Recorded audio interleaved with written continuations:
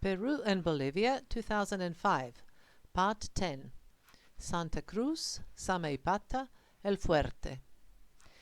In order to get to Santa Cruz, I flew via Cochabamba and both flights went well. Before parting from the Durans at the airport in La Paz, Gustavo told me that a few days before he had called Felipe, his friend who lived in Santa Cruz, and had mentioned to him that I would be coming there one of these days, but he could not tell him exactly when. That was why, before we separated, he gave me Felipe's phone number and told me to give him a call from the airport. By then I had already become accustomed to their spontaneous expression of kindness and readiness to help, so I did as I was instructed. After my arrival, I called Felipe from the airport, explained to him where I was, and said I would take a minibus to the center, but I didn't know where exactly it would leave me.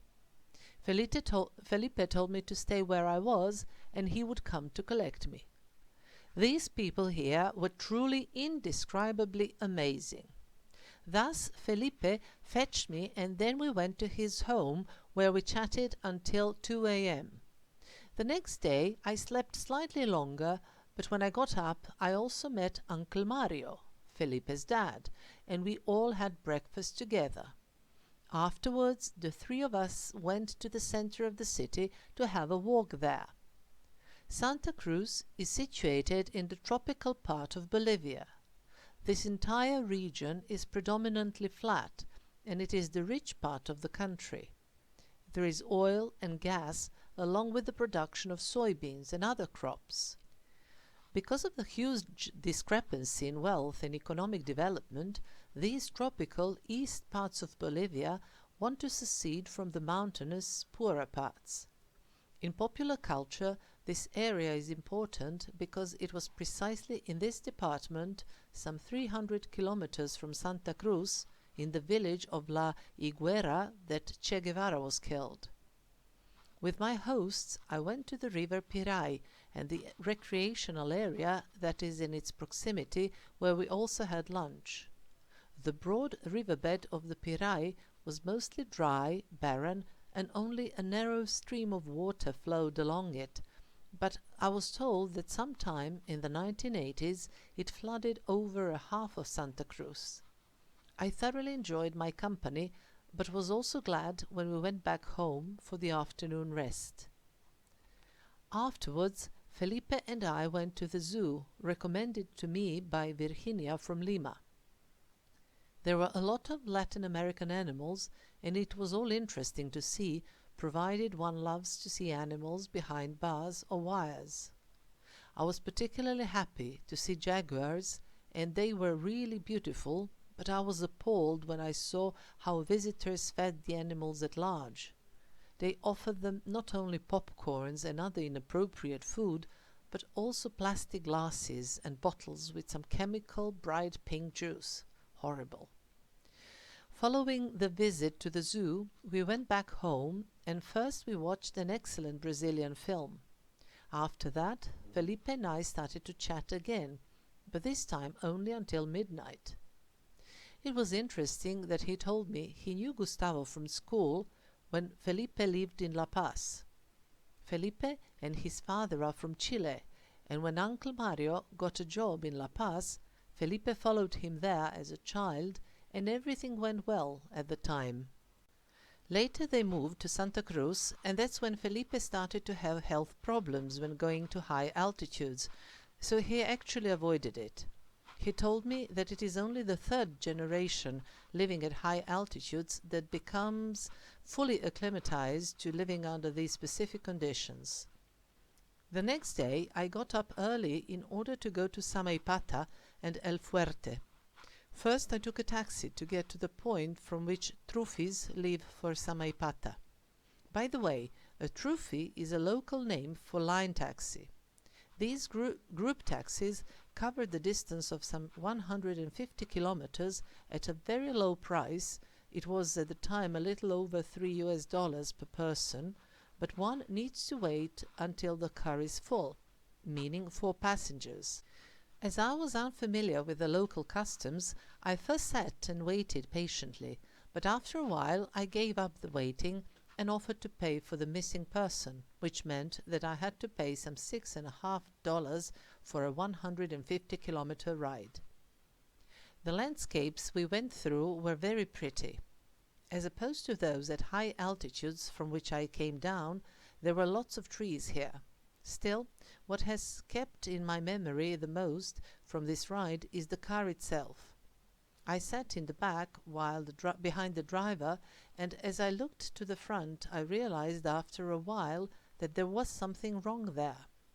I looked more closely, and then I realized what it was. Everything was reverse. The complete dashboard was on the side of the passenger seat. When I leaned over the driver's shoulder, I saw that there was no control panel in front of him, and the steering wheel was placed over some metal bar sticking from the vehicle floor.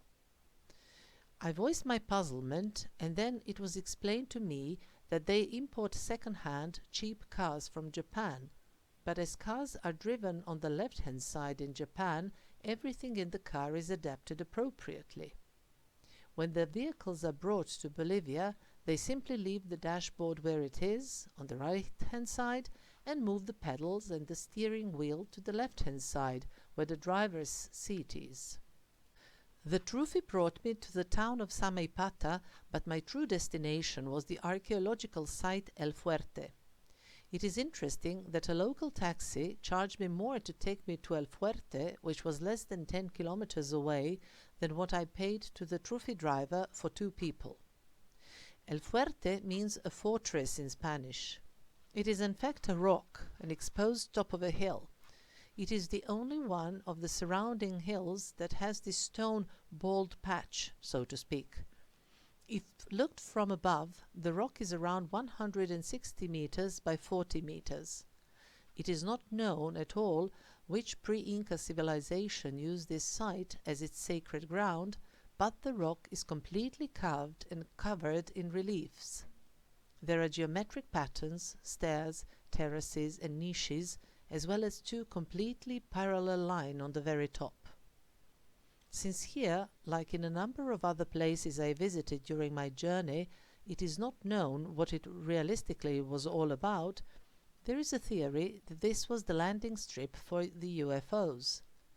Taking into consideration how truly unusual this place is, it does appear as if not from this planet. Afterwards, the Inca came to this area for a short while and worked some more on the rock, but this does not contribute to any additional clarification about the place. There are reliefs of pumas, jaguars, snakes, and other animals. There are terraces for sitting, carved in stairs, and trapezoid niches typical of the Incas. It is supposed that the niches used to be used for placing idols in them, mummified remains of important dignitaries such as rulers and priests. These niches are located at the lower end around the rock. In the past, it was allowed that visitors walked over the rock, but it was eventually prohibited, partly because of different vandals that abused the privilege and partly because of the consequent erosion. Nowadays, there is a path that goes around the rock with several elevated viewpoints that have been built around. I lingered there for some time and then I leisurely returned to Samaipata. Samaipata is a small place surrounded by green hills.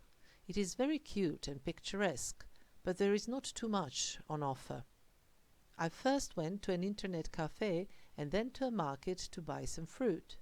I also visited the museum and then went to wait for the transportation back. At the point where one needed to wait, there were no cars, but I was told just to relax and that transportation will eventually come. I was ready to take any means of transportation that would take me to Santa Cruz, and there was anyway nothing else for me to do, so I just sat there and started to wait. The weather was pleasant, but I was also slightly tired. This thing with trophies was quite strange and completely uncertain, whether and when it would arrive, whether and when enough people would get together. In fact, when one relaxes, it might also be seen as a good exercise for practicing patience. And so the time went by, the day was getting close to its end, I still waited for a trophy, and there was nobody else but me.